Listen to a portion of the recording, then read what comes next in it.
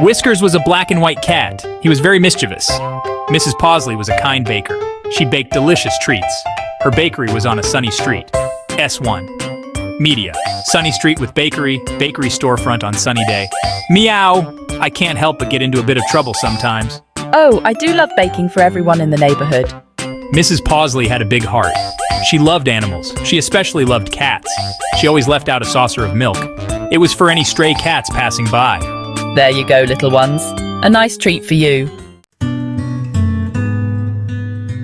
Every morning, Whiskers woke up early. He smelled something wonderful.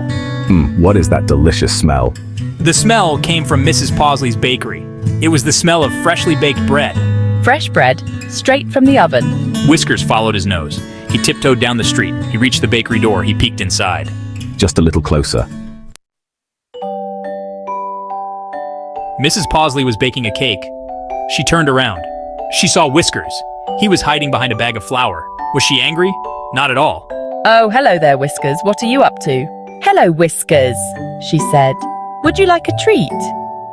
Narrator. Media. Woman offering treat to cat. Cat being offered a treat with a smile. Mrs. Pawsley smiled. She gave him a small piece of pastry. It was still warm. Thank you, Mrs. Pawsley. Oh, you sweet little thing.